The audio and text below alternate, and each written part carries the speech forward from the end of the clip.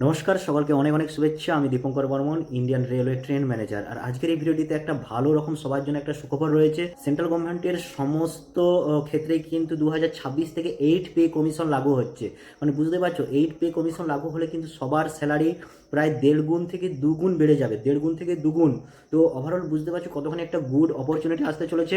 তো যারা যারা সেন্ট্রাল গভর্নমেন্টের রেলওয়েতে আছো এবং আপকামিং ফিউচারে যারা রেলওয়েতে আসবে, সবার জন্য অনেক অনেক শুভেচ্ছা। Don't miss the opportunity. একবার রেলে ঢুকে গেলে, একবার সেন্ট্রাল গভর্নমেন্টে ঢুকে গেলে তোমরা ভাবতে পারছো না 2026-এ কতখানি স্যালারি তোমাদের জন্য লাগু হতে চলেছে।